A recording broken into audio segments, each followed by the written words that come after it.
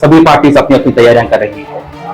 ऐसे में मजलिस की तैयारियां किस तरह से चल रही है? समझता हूँ कि मजलिस इत्तेहादुल मुस्लिमीन को कोई तैयारी या प्रिपरेशन करने की जरूरत है इलेक्शन के लिए। ऑलवेज रेडी फॉर इलेक्शन, हमको कोई तैयारी की जरूरत नहीं है। और जैसा हैदराबादी जबान में हम कहते हैं, पानी के मेंढक जो है इलेक्शन के दरमियान में आते हैं और इलेक्शन खत्म होते ही गायब हो जाते हैं। माधवी लता जो विरिंची हॉस्पिटल के चेयरमैन है, तो आप बैरिस्टर असदुद्दीन अवैसी के सामने उनको किस तरह से देखते हैं? विरिंची हॉस्पिटल के बारे में आप तमाम जानते हैं। विरिंची हॉस्पिटल का 2 बार लाइसेंस कैंसिल हुआ था। कोविड के फर्स्ट फेज में भी जो है विरिंची हॉस्पिटल का लाइसेंस कैंसिल हुआ है।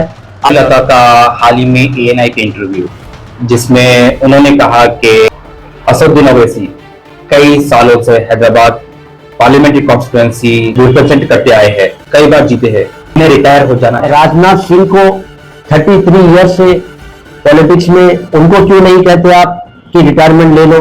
नहीं आपके चाचा अमित शाह को कहते रिटायरमेंट के लिए? क्यों नहीं आपके डैडी मिस्टर मोदी को आप क्यों नहीं कहते कि रिटायरमेंट ले लो? पुराना शहर तरह से माधवी लता का कहना है कि पिछड़ा हुआ एरिया है, जहां पर कई सारे चाइल्ड लेबर है, चाइल्ड मैरिजेस होते हैं, an number of Muslim community के लोग बच्चे पैदा करते हैं बिना फैसिलिटी के।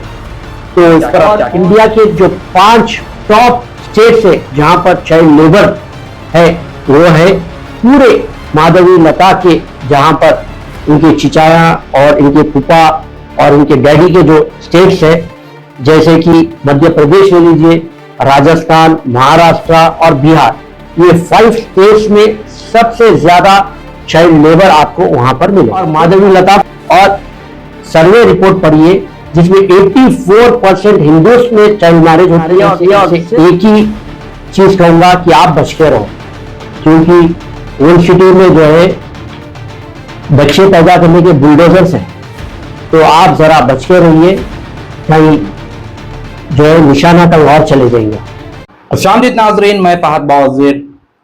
हिंदुस्तान भर में पार्लियामेंट इलेक्शन होने वाले हैं। इसी के चलते आज हमारे साथ मौजूद है AIMIM के स्पोक्समैन जनाब डॉक्टर कासिम साहब, जो विजयनगर कॉलोनी के कॉरपोरेटर है और जिम्मेदार भी है। कासिम साहब, हिंदुस्तान भर में पार्लियामेंट इलेक्शन की तैयारियां चल रही है, सभी पार्टीज अपनी अपनी तैयारियां कर रही है। ऐसे में मजलिस की तैयारियां किस तरह से चल रही है? तो पहले तो मैं आपका शुक्रिया अदा करना चाहता हूं कि आपने अपना वक्त दिया और यहाँ पर आए आप। मैं पहले एक चीज़ वाज़ेह कर दूं कि मैं कोई स्पोक्स पर्सन नहीं हूँ, बस मजलिस इत्तेहादुल मुस्लिमीन का एक जिम्मेदार हूँ, एक पार्टी वर्कर समझिए। मैं वही जो है जज्बे से काम करता हूँ जैसे कि एक इब्तदाई सदर या पार्टी मेंबर करता है। तो आपने कही बात की इलेक्शंस की तैयारियों की बात, तो मैं नहीं समझता हूँ कि मजलिस इत्तेहादुल मुस्लिमीन को कोई तैयारी या प्रिपरेशन करने की ज़रूरत है इलेक्शन के लिए, चाहे वो MLA इलेक्शन हो या MP इलेक्शन हो। इसकी वजह यह है कि मजलिस इत्तेहादुल मुस्लिमीन हमेशा अवाम के दरमियान में रहती है, अवाम के मसले मसाइल को हल करती है, चाहे वो आबरसानी का मसला हो या रोड का मसला हो, चाहे कोई भी मसला हो। मजलिस इत्तेहादुल मुस्लिमीन के कॉरपोरेटर्स, इब्तदाई सदर, मोतमरीन, तमाम लोग MLAs फील्ड पर रहते हैं। तो हमें कोई इलेक्शन की तैयारी करने की ज़रूरत नहीं है। जैसे सदर मजलिस बैरिस्टर असदुद्दीन अवैसी साहब ने भी कई बार कहा कि we are always ready for election, हमको कोई तैयारी की ज़रूरत नहीं है। और जैसा हैदराबादी जबान में हम कहते हैं, पानी के मेंढक जो है इलेक्शन के दरमियान में आते हैं और इलेक्शन ख़त्म होते ही गायब हो जाते हैं। तो उन लोगों को ज़रूरत है कि प्रिपरेशन करें, स्ट्रैटेजिक बनाएं और हायर करें कंसल्टेंट्स को स्ट्रैटेजी बनाने के लिए। ये तमाम चीज़ों की ज़रूरत मजलिस इत्तेहादुल मुस्लिमीन को नहीं है, क्योंकि अवाम बेदार है, अवाम जो है के सामने डेवलपमेंट वर्क्स है और मजलिस इत्तेहादुल मुस्लिमीन की खिदमत अवाम के सामने है। दिनों में पार्लियामेंट इलेक्शन का नोटिफिकेशन आने वाला है। इससे पहले कई सारे पार्टीज की जानिब से कैंडिडेट के नाम डिक्लेयर हो चुके हैं।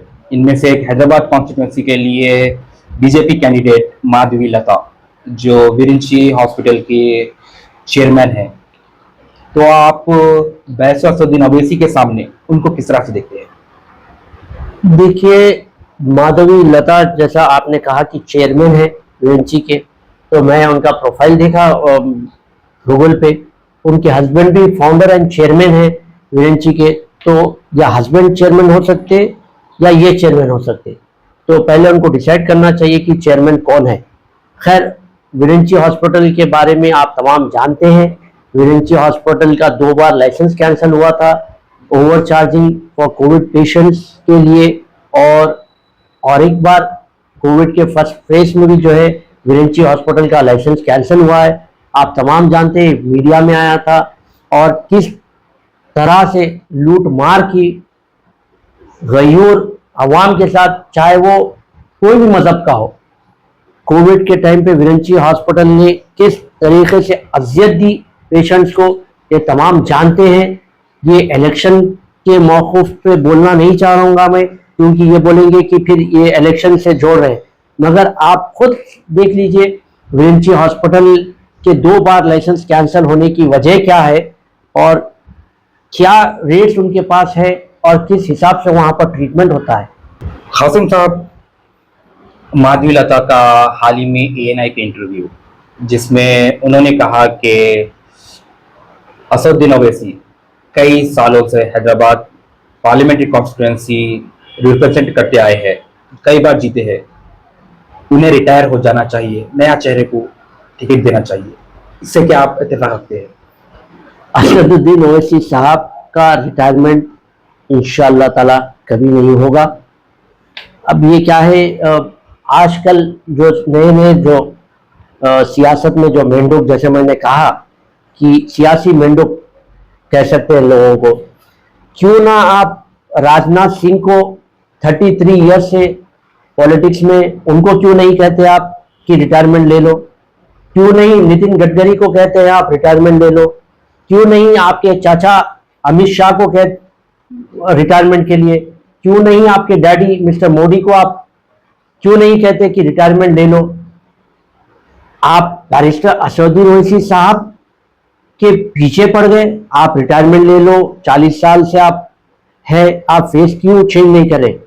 फेस इसलिए चेंज करने की जरूरत नहीं है क्योंकि मजलिस इत्तेहादुल मुस्लिमीन के सदर बैरिस्टर असदुद्दीन ओवैसी साहब कोई ऐसा काम नहीं करते जिससे अपना चेहरा छुपाना पड़े। और ये तमाम लीडरों के जो मैंने नाम कहा है, जो माधवी लता के पार्टी के हैं, ये तमाम लोगों के क्या क्या स्कैम्स है और क्यों इन्हें हर टाइम बदला जाता है एमपी इलेक्शंस में, वो उसका सबूत है कि हर वक्त एक नई जगह से चुनाव लड़ते हैं, उसे बर्बाद करते हैं, फिर दूसरी जगह चले जाते हैं। तो यहाँ जब हैदराबाद पार्लियामेंट की बात है तो बैरिस्टर असदुद्दीन ओवैसी साहब इंशाअल्लाह और 40 साल यहाँ पे हैसियत एमपी रहेंगे। तमाम आवाम की दुआएं उनके साथ है, उनकी खिदमात यहाँ पर हैं, और किस तरीके से वो दारुस्सलाम में आवाम के दरमियान में बैठते हैं, मसले मसाइल को हल करते हैं, ये तमाम चीज़ें हैं फैक्टर्स। तो मैं माधवी लता को कहना चाहूँगा कि नेक्स्ट टाइम अच्छा होमवर्क करे बोलने से पहले।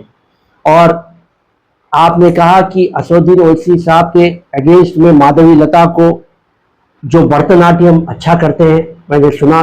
इंशाअल्लाह वीडियो बनाना अलग चीज़ है, इलेक्शन लड़ना अलग चीज़ है। इंशाअल्लाह हम इस इलेक्शन में उनसे बेहतरीन भरतनाट्यम प्रोग्राम ज़रूर ओल्ड सिटी में हम करवाएंगे। हैदराबाद पार्लियामेंट्री हल्के में पुराना शहर, जो एक तरह से माधवी लता का कहना है कि पिछड़ा हुआ एरिया है, जहां पर कई सारे चाइल्ड लेबर है, चाइल्ड मैरिजेस होते हैं, और an number of Muslim community के लोग बच्चे पैदा करते हैं बिना फैसिलिटी के। तो इस पर आप क्या कहेंगे? चाइल्ड लेबर जिसका जिक्र माधवी लता ने कहा है, माधवी लता को इसकी इंफॉर्मेशन होना चाहिए, और नहीं है तो मैं उनको फ्री में दोहराऊंगा इंफॉर्मेशन कि उत्तर प्रदेश, जहाँ पे इनके चीचा योगी आदित्यनाथ जहाँ के मुख्यमंत्री है, यूपी जो है biggest child labour hub of India है, जहां पर योगी आदित्यनाथ, उनके माधवी लता की चीचा जो है, almost 20% of the child labour of India आपको मिल जाएगा उत्तर प्रदेश में। ये मैं नहीं कह रहा हूं, CAC का डेटा है, आप उठाकर देख लीजिए। ये मेरा कोई डेटा या मैं लिखकर नहीं कह रहा हूं, ये डेटा अवेलेबल है, आप इंटरनेट पे देख सकते हैं।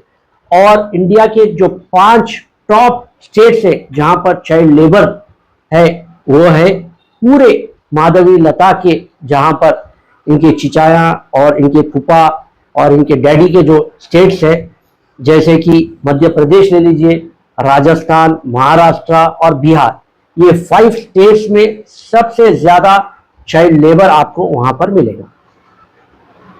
और आपने कहा कि चाइल्ड मैरिज की बात जब माधवी लता ने कही है, तो मैं इसका भी खुलासा करता हूं। Prohibition of child marriage act 2006 है, आप वो उठाकर देख लीजिए। पॉस्को एक्ट 2012 है, वहां पर देख लीजिए। और मैं आपको इंडिया का जो रिपोर्ट है, सर्वे जो रिपोर्ट होता है, उसमें मैं आपको उसका परसेंटेज बताता हूं, आप हैरान हो जाएंगे सुनकर। 84% हिंदूज में जो है चाइल्ड मैरिज होती है और मुस्लिम्स में सिर्फ 11%। तो ये कोई मेरा घर का डेटा नहीं है, या मैं आपको जो है हवा में तीर नहीं मार रहा हूं, आप देखिए खुद। और माधवी लता को भी मैं बोलूंगा, नाचना थोड़े दिन बंद करिए और सर्वे रिपोर्ट पढ़िए, जिसमें 84% हिंदूज में चाइल्ड मैरिज होती है और सिर्फ 11% मुस्लिम्स में होती है। और आप पॉस्को एक्ट ले लीजिए, 10 साल की सजा है उसमें। और prohibition of child marriage act ले लीजिए, अमेंडमेंट ले लीजिए, 18 years for females, 21 years for mails, ये तमाम चीजें हैं। तो इसको हम नजरअंदाज नहीं कर सकते, ये एक एक्ट है। खैर, बोलने बैठे तो बहुत कुछ बोल सकते, मगर मैं आपको जो बता रहा हूं, बिल्कुल फहद भाई, आपको मैं फैक्ट्स एंड फिगर्स जो ऑनलाइन अवेलेबल है, और ये सब जो है गवर्नमेंट बॉडीज का डेटा है, आप देख सकते हैं उसको। और इल्जाम उन्होंने ये लगाया कि मुस्लिम एन नंबर ऑफ बच्चे बिना फैसिलिटी के पुराने शहर में पैदा करते हैं, इस पर आप क्या कहेंगे? अब ये कहूंगा कि अब चुनाव आ गया है, इंशाल्लाह माधवी लता ओल्ड सिटी के गलियों में, हैदराबाद पार्लिमान एरिया में फिरेंगे, तो मैं उनसे एक ही चीज कहूंगा कि आप बच के रहो, क्योंकि ओल्ड सिटी में जो है बच्चे पैदा करने के बुलडोजर्स हैं। तो आप जरा बच के रहिए, कहीं जो है निशाना कहीं और चले जाएगा। तो मैं इनका भी ये जो एन नंबर ऑफ चाइल्ड जो कहा है, उसका भी मैं खुलासा करूंगा आपको। आप 2 डिकेड्स यानी कि 20 साल में आप देखिए कि शार्प जो है बहुत तेजी से डिक्लाइन हुआ है फर्टिलिटी रेट अमंग मुस्लिम्स में जो है फर्टिलिटी रेट जो है बिल्कुल कम हो गया। इसका भी डेटा है, नेशनल फैमिली हेल्थ सर्वे 5 का डेटा है, आप उठाकर देख लीजिए मुस्लिम्स का फर्टिलिटी रेट पिछले 20 साल में कितना गिर चुका है। और आप 2019 से 2021 का पीरियड का आप फर्टिलिटी रेट मुस्लिम्स का अगर देखेंगे तो 2.3 हो गया है 2.6 से। 2.6 था तो वो गिरकर 2.3 हो गया। 1992 और 1993 का डेटा है, मुस्लिम्स फर्टिलिटी रेट जो है 4.4 था और हिंदूज फर्टिलिटी रेट 3.3 था। रिसेंटली जो सर्वे हुआ है फर्टिलिटी रेट अमंग मुस्लिम्स, अगर आप मुस्लिम्स का फर्टिलिटी रेट हिंदू से अगर आप कंपेयर करेंगे, ओनली 0.36% मुस्लिम्स का बढ़कर है। तो अब माधवी लता कह रहे हैं कि एन नंबर ऑफ बच्चे पैदा करते ओल्ड सिटी में। अब ये जरूर रातों में जाकर झांक रहे होंगे घरों में लोगों के। मैं आवाम को भी बेदार कर रहा हूं, देखिए अब ये माधवी लता नाम की कोई औरत जो है आपके गली कूचों में फिर रही है और आपके घरों में जा कर रही है कि आप कितने बच्चे पैदा करें। और बच्चे जब पैदा करने की बात आती है तो मैं रिसेंटली सदर मजलिस बारिस्टर असदुद्दीन ओवैसी साहब का इंटरव्यू देखा आपकी अदालत का, तो उससे तो यही जाहिर होता है कि इनको कैसा मालूम बच्चे पैदा कर रहे, या जरूर इनके कोई लोग हैं वहां पे, या जरूर इनका आना जाना है फिर वहां पर, तो ही पता चल सकता कि बच्चे ज्यादा हो रहे। कासिम साहब, बात करते हैं मदरसे के बारे में। माधवी लता का ये कहना है कि मदरसों में बच्चों को पढ़ाई के लिए फैसिलिटी नहीं है और उन्हें खाना वगैरह के लिए भी ज़्यादा फैसिलिटी नहीं है पुराने शहर में। क्या ये सच है? मदरसे के बारे में अगर माधवी लता ना ही बोले तो ठीक है, और खुसूसन भारतीय जनता पार्टी ना ही बोले तो बहुत बेहतर होगा, क्योंकि उत्तर प्रदेश में जो माधवी लता के, जैसे मैंने कहा कि इनके चीचा चीफ मिनिस्टर योगी आदित्यनाथ है, वहां पर इन्होंने मदरसे को सैलरीज देना बंद कर दिया। ये खाने की बात कर रहे हैं, यूपी गवर्नमेंट ने बुलडोजर चला दिए कई मदरसों पर जो है इन्वेस्टिगेशन लगा दिया। कई मदरसों को आपने आसाम में डिजास्टर एक्ट के तहत मदरसों को डिमोलिश कर दिया। फिर आप कहते हैं मदरसों में खाना नहीं मिलता। आप बेसिक राइट मदरसों के टीचर्स की सैलरी बंद कर दिए, आप मदरसों को डिमोलिश करवा दिए। आसाम में, उत्तर प्रदेश में, जहां जहां आपकी सरकार है, आप वहां वहां मदरसों को तबाह और ताराश कर दिए, और आप अब कहते हैं कि मदरसों को में बच्चों को खाना नहीं मिलता। बिल्कुल बेबुनियाद एलिगेशन है ये। आप हिस्ट्री उठाकर देख लीजिए, अवाम बखूबी सोशल मीडिया एक्टिव है, हर बच्चा आजकल जो है सोशल मीडिया पे एक्टिव है। आप उठाकर सर्च कर देख लीजिए, बीजेपी हुकूमत जहां जहां पर है वहां पर मदरसों की तबाही किस तरीके से हुई है। आप मुझे बताइए, शहर हैदराबाद में, खुसूसन पार्लियामेंट एरिया हैदराबाद का जो आता है, कहाँ ऐसा मदरसा है जहां पर मदरसे को बंद किया गया? कहां पर कोई मदरसा डिमोलिश किया गया? नहीं। क्यों नहीं? क्योंकि वहां पर बैरिस्टर असदुद्दीन ओवैसी साहब की मौजूदगी ही उसका सबूत देती है। पुराना शहर, मुखालिफिन मजलिस का हमेशा ये इल्ज़ाम रहा है कि पुराने शहर में डेवलपमेंट नहीं है, लैंड ग्रैबिंग है, आए दिन डिमोलिशन होते रहते हैं, कब्जे होते रहते हैं। इस पर आप क्या कहेंगे? ये भी मुखालिफिन मजलिस आपने कहा, ठीक है, मगर ये भी मैं ANI का जो उनका इंटरव्यू है वही है शायद जी, मैं वो इंटरव्यू में देखा कि उन्होंने कहा कि ओल्ड सिटी में कब्जा होता है और डिमोलिशंस होते हैं, लैंड ग्रैबिंग होती है। तो माधवी लता को मैं ये बताना चाहता हूँ, 600 साल पुरानी मसाजिद को आपने दिल्ली में डिमोलिश कर दिया। सुनेरी बाग मस्जिद को आपने वही हथकंडा इस्तेमाल किया।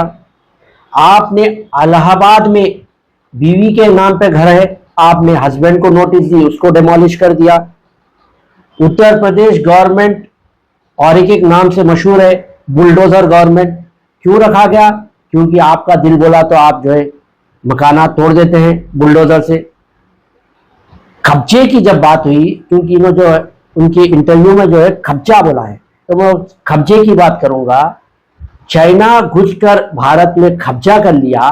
आपके डैडी जी एक अल्फाज नहीं कहते, आपके डैडी जी का जबान जैसे कि सांप सूंघ गया, खामोश बैठते हैं। बैरिस्टर असदुद्दीन ओवैसी साहब ने कई बार ऐवान पार्लियामेंट में आवाज उठाई, उसका जवाब मांगा, ये भी कहा कि आप हमें ले जाइए डेलीगेशन बनाकर, हम देखना चाहते हैं, उस पर कोई आवाज नहीं। और आप पलटकर इनकी बेटी हमें बोलती है कि कब्जा होता है। कब्जा तो भारत के हिंदुस्तान की जमीन पर चाइना ने जो कब्जा किया है उस पर कोई बात नहीं करता। और रही बात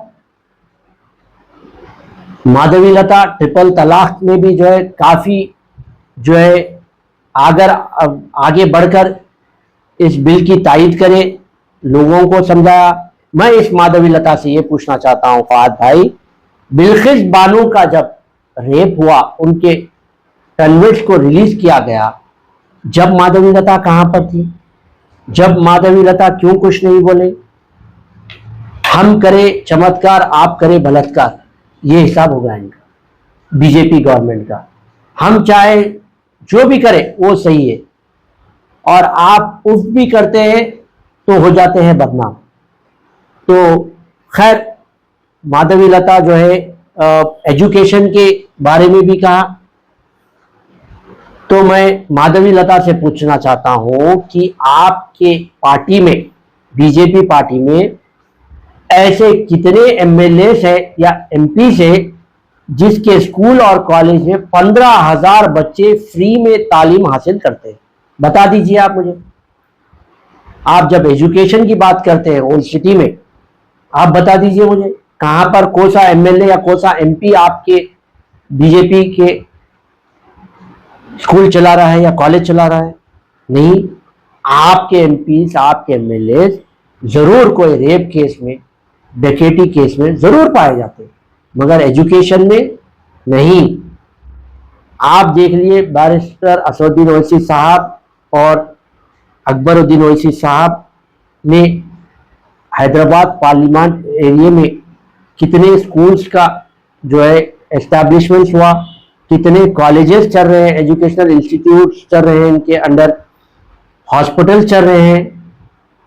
आप बता दीजिए मुझे, कोई एमपी और ना ही कोई एमएलए इनका मिलेगा कि ये खिदमत, जब ये एजुकेशन की बात करते हैं। तो ये एजुकेशन की जब बात करते हैं तो मैं माधवी लता से मेरा डायरेक्ट सवाल है, माइनॉरिटी बजट यूपीए गवर्नमेंट में 0.01 था, आपके डैडी की गवर्नमेंट में 0.001 हो गया, ये क्यों कम कर दिया? आप माइनॉरिटीज की 21 लाख मेरे भाई और बहनों की आवाज दिल्ली तक गूंजी, आपने उस इंटरव्यू में कहा। तो मैं आपसे ये पूछना चाहता हूं कि आपके पापा की गवर्नमेंट यानी कि डैडी की गवर्नमेंट, मिस्टर मोदी की गवर्नमेंट में स्कॉलरशिप मेरिट कम मीन्स को क्यों कम कर दिया गया? 2021 और 22 का माइनॉरिटी बजट जो होता है उसमें सिर्फ 22% इस्तेमाल हुआ, क्यों ऐसा हुआ? मौलाना आजाद रिसर्च फाउंडेशन की स्कॉलरशिप क्यों बंद कर दी आपने? आपने गवर्नमेंट स्कॉलरशिप जो 5th क्लास से होती थी उसको हटाकर आप 9th क्लास कर दिए, क्यों? आप यहां पर आज ठहर कर आप बता रहे हैं कि ओल्ड सिटी में एजुकेशन नहीं है, ओल्ड सिटी में कब्जा है। तो मैं ये पूछता हूं कि आपकी गवर्नमेंट, आपके अमित शाह चीचा, आपके योगी आदित्यनाथ चीचा, आपके डैडी मिलकर जब माइनॉरिटी बजट कम किया जाता है, जब स्कॉलरशिप को रोक दी जाती है, जब रिसर्च मौलाना रिसर्च फाउंडेशन के स्कॉलरशिप को रोक दी जाती है, जब कभी आवाज नहीं उठाए आप? नहीं उठा भी नहीं सकते, क्योंकि अगर आप अपने डैडी के खिलाफ आवाज उठाएंगे तो आप बेदखल हो जाएंगे आपकी पार्टी में से, आप नहीं कर सकते हमारी जबान का मुकाबला। माधवी लता, आप कम ही बोले तो बेहतर है। इन्होंने उनके इंटरव्यू में ये भी कहा कि टेम्पल्स पे कब्जा। आप मुझे बताइए, ऐसी कोई सी टेम्पल है जहां पे हमने कब्जा किया? हां, आपने कहां कब्जा किया हम बाखूबी जानते हैं। हमारी सुनहरी मस्जिद, दिल्ली की 600 साल पुरानी मस्जिद, और कितने आपको मैं बताता चलूंगा तो एक लंबी फेलिस्ट बन जाएगी। और आप कहते हैं कि हमने मंदिरों पे कब्जा किया। आप कोई ऐसी मंदिर दिखा दीजिए कि जहां पे हमने कब्जा किया।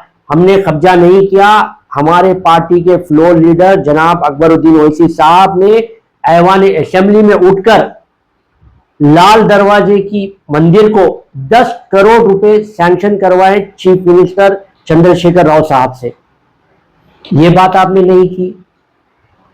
तो खैर, चुनाव है, बहुत कुछ बोल लेंगे, तनकीद लगाएंगे, और हमेशा मजलिस इत्तेहादुल मुस्लिमीन तनकीदों के घेरे में रहती है, surrounded by all anti MIM people. We don't care about them because we work and we always are committed to the servicing the people of our respective constituencies irrespective of caste and religion. हमारा work ही हमारी identity है, और work is our identity. और इंशाल्लाह चुनाव तो बहुत नज़दीक है, बिल्कुल आपने जैसा कहा कि बहुत जल्द चुनाव है, तो इंशाल्लाह ताला हम चुनाव में ज़रूर मादनी लता को धूल चटाएंगे। और मैं ओल्ड सिटी की आवाम को भी बेदार कर दूंगा और चाहता हूं कि आप ज़रूर तवज्जो फरमाइए, आपकी जो उम्मीदवार, सिर्फ उम्मीदवार, इंशाल्लाह अल्लाह जो है कभी इनकी जो है मंसूबाबंद तरीक़ों को कामयाब होने नहीं देगा।